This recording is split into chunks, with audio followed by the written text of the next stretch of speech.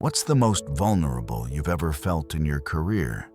For many, it's the first day at a new job, the first week in a new city, the first month after a major life transition. It's the moment you realize that your old credentials, your past successes, and your established network are suddenly irrelevant. You are an unknown quantity, an outsider. You've been reset to zero. In this state of transition, you are operating with a massive strategic disadvantage. You don't know the key players. You don't understand the unwritten rules of the new culture. You have no social capital. And in the modern economy, a lack of social capital is more dangerous than a lack of financial capital. You can be the most talented person in the room, but without a network, without allies, without a guide, your talent will remain unseen and unrewarded. So what is the protocol for this situation? How do you build a network from scratch in a new and unfamiliar environment? Do you just attend networking events and hand out business cards? Do you just put yourself out there and hope for the best? That's not a strategy. That's a lottery ticket. The most effective strategy is counterintuitive. It's not about meeting 50 people. It's about forging a deep, high-commitment, strategic alliance with one right person. It's about finding a mentor, a sponsor, an ally who can provide the one thing you lack: insider knowledge and access. This isn't just modern career advice. This is an ancient strategic principle, and the most powerful case study for it is a short, 4-chapter book in the Bible that is often mistaken for a simple love story. It's not. It's a masterclass in the economics of loyalty and the power of a strategic alliance to navigate a catastrophic life transition. This is the story of Ruth and Naomi. And the protocol they used is a blueprint for anyone who needs to rebuild their career and their life in a new land. If you've ever felt like an outsider trying to find your place, hit that like button. We're about to draw you a map. The story opens with a complete system failure, much like the story of Job. A woman from Bethlehem named Naomi moves to a foreign country, Moab, with her husband and 2 sons to escape a famine. They are essentially economic migrants seeking a better market. For a while, the strategy works. Her sons marry Moabite women, Orpah and Ruth. They build a life. But then, a series of catastrophic events unfolds. Naomi's husband dies. Then, 10 years later, both of her sons die. Let's be clear about what this means in this cultural context. Naomi is now a widow in a foreign land with no sons. She has lost her entire social and economic support system. She is at ground zero. Her enterprise has completely collapsed. She makes a strategic decision to cut her losses and return to her home market, Bethlehem, where she might still have some residual brand recognition and family connections. She tells her 2 daughters-in-law, Orpah and Ruth, to return to their own families. It's a logical, compassionate move. She is releasing them from a failed enterprise. Orpah logically agrees. She weeps, she kisses Naomi goodbye, and she leaves. This is the rational choice. But Ruth refuses. And what she says next is not just a beautiful poem of loyalty. From a strategic perspective, it is one of the most powerful verbal contracts ever recorded. It is the founding document of their new 2-person enterprise. She says, "Don't urge me to leave you or to turn back from you. Where you go, I will go, and where you stay, I will stay. Your people will be my people, and your God, my God. Where you die, I will die, and there I will be buried. May the Lord deal with me." be it ever so severely, if even death separates you and me. This is a high commitment, legally binding pledge. Ruth is not just offering to keep Naomi company. She is performing a complete strategic pivot. She is divesting from her old identity, her old network, and her old market. She is merging all of her future assets, her youth, her energy, her capacity for work, with Naomi's only remaining asset, her identity as an Israelite from Bethlehem. This is the formation of the strategic alliance. It's a merger of two entities in crisis. Naomi is the mentor figure. She is the seasoned executive who has just lost her entire company. All of her operational assets are gone. But she still possesses one thing of immense value: decades of market knowledge, a network in the target territory, and a deep understanding of the local culture and laws. She has the legacy knowledge. Ruth is the protégé. She is the high-potential, energetic immigrant or startup founder. She has immense drive, a powerful work ethic, and a willingness to take risks. But she has zero knowledge of the new market and no connections. She has the disruptive potential.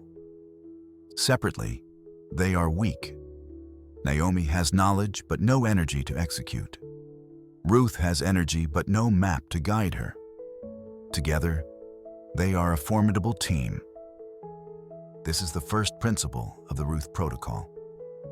In a time of transition, don't try to build a wide, shallow network.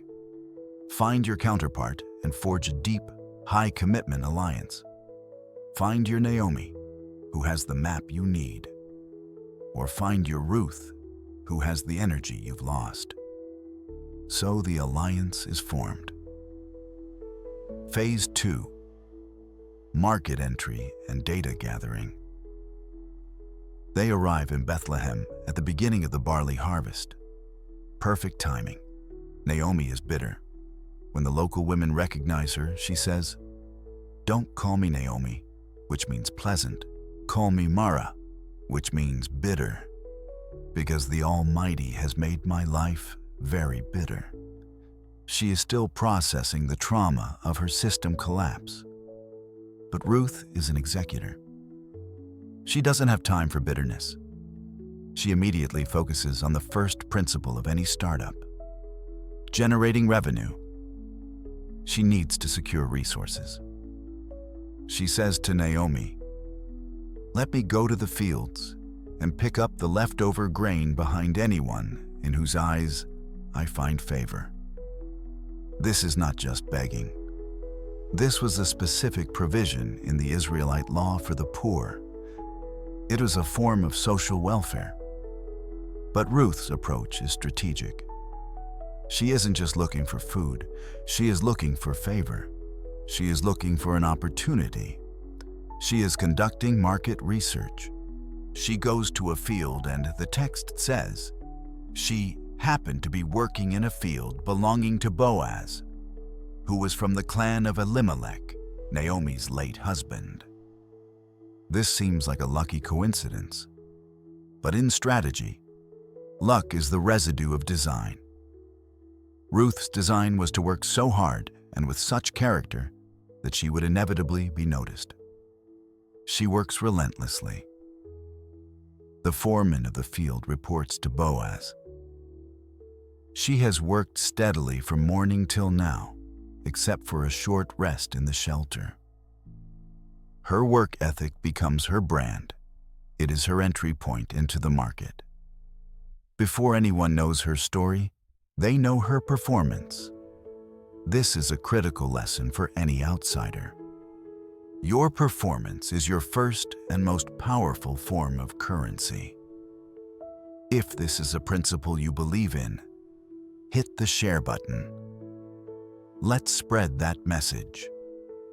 Boaz, the owner of the field, the key investor in our story, notices her. He asks, "Who does that young woman belong to?" He has noticed a high performer.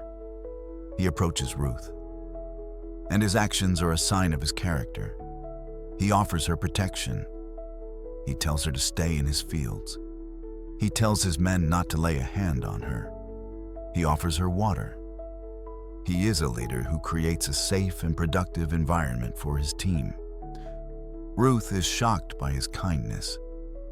She asks, "Why have I found such favor in your eyes that you notice me, a foreigner?" And Boaz's answer reveals that her reputation has preceded her. He says, "I've been told all about what you have done for your mother-in-law since the death of your husband. How you left your father and mother and your homeland and came to live with a people you did not know before." Her strategic pledge to Naomi, her act of loyalty, has become a key part of her personal brand. Her character is now as well known as her work ethic. She goes home that evening with a huge amount of grain. She has successfully generated a profit on her first day. Naomi sees the amount of grain and immediately asks the strategic question, "Where did you glean today?" "Blessed be the man who took notice of you." When Ruth tells her it was the field of Boaz, Naomi has a moment of revelation. The fog of her bitterness begins to clear. She sees an opportunity. She recognizes the name. Boaz is a close relative, a kinsman redeemer. This is where the alliance shifts into its next phase. Ruth, the protégé, has been on the front lines, working, performing, gathering raw data. Now, she brings that data back to Naomi, the mentor. And Naomi, with her legacy knowledge of the local laws and family networks, analyzes that data and formulates the strategy. This leads to phase 3, activating the mentor's social capital. Naomi sees the bigger picture. This isn't just about gleaning day to day. This is about a long-term strategic acquisition. She gives Ruth a precise, risky, and brilliant plan. She tells her to wait until the end of the harvest. Then, on the night of the big celebration, she instructs her to wash, put on perfume, and wear her best clothes. She is to go to the threshing floor where Boaz will be sleeping. She is to wait until he is asleep, then go and uncover his feet and lie down. This is a culturally specific and incredibly bold move. It is a nonverbal, symbolic proposal, a high-stakes pitch. Ruth's response is a testament to the strength of their alliance. She does not question the strange plan. She says, "I will do whatever you say." She trusts her mentor's market knowledge completely. This is the core function of a mentor-protégé alliance. The mentor provides the strategic direction, the insider's map. The protégé provides the energy and the courage to execute the plan. This brings us to the climax of the story. Phase 4, the pitch and the merger. Ruth follows the plan perfectly. In the middle of the night, Boaz wakes up, startled to find a woman at his feet. He asks, "Who are you?" And Ruth delivers her pitch. It is a masterpiece of humility and strategic clarity. She says, "I am your servant Ruth. Spread the corner of your garment over me, since you are a kinsman redeemer." She is not just asking for a handout. She is appealing to his legal and familial duty. She is presenting him with an opportunity to do the right, honorable, and strategic thing. She is leveraging the social capital that Naomi identified. Boaz is stunned by her character. He is impressed by her loyalty to Naomi. He understands the proposal immediately. He agrees to execute the plan. The next day, he goes to the town gate, the boardroom of the city, and he executes the merger and acquisition. he negotiates with the other, closer relative who has the first right of refusal. The other relative is interested in the land, the physical asset, but not in marrying Ruth, the attached liability and responsibility. He passes. Boaz then acquires the land and marries Ruth.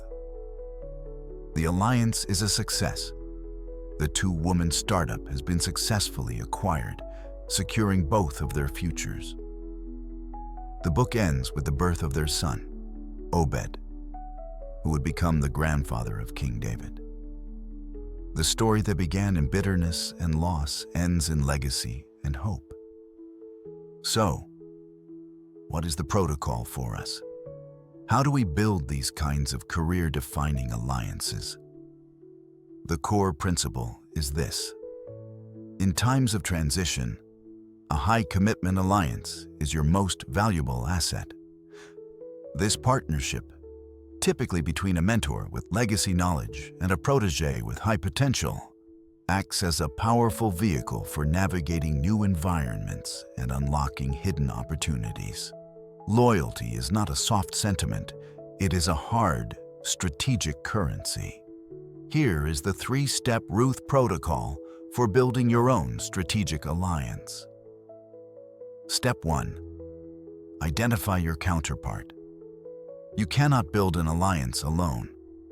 You must actively search for your strategic partner. As you enter a new phase of your life or career, ask yourself 2 questions. First, who in this new environment is my Naomi? Who is the person who has the deep market knowledge, the network, and the experience that I lack? It might be a veteran in your new company, a retired executive in your industry, or a long-time resident in your new community. Second, who is my Ruth? If you are the established leader, who is the newcomer with the incredible work ethic, the raw talent, and the fierce loyalty that you could guide and invest in? You must be intentional about identifying this person. Look for character and competence, not just a fancy title. Step 2.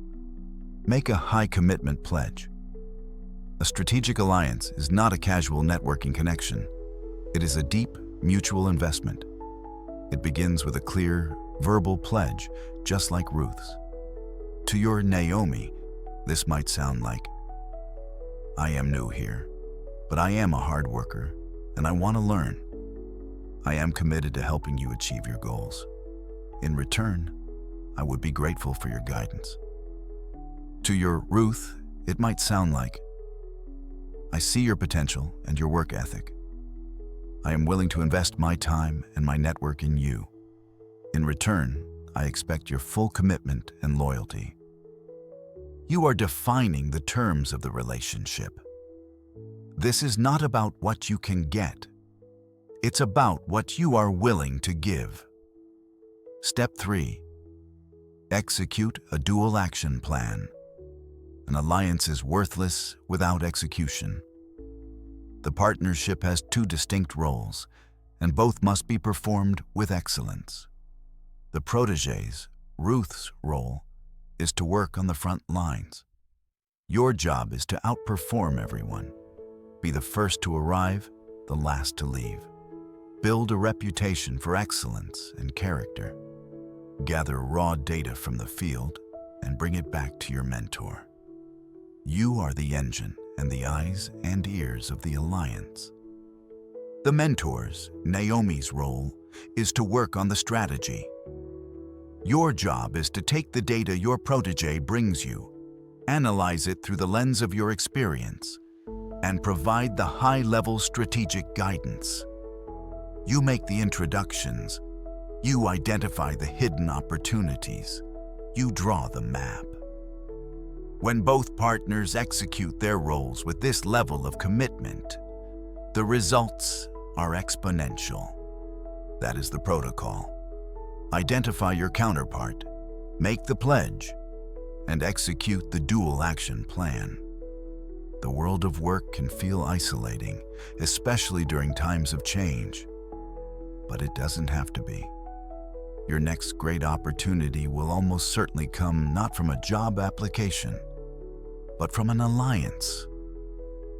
So here is your immediate next step. A simple action item. Take out a notebook. In the next 24 hours, identify one person in your professional life. Just one. And decide. Is this person a potential Naomi for you? Or a potential Ruth? You don't have to talk to them yet. Just identifying them is the first critical step in building your next great alliance. It is the first step out of the wilderness and onto the map.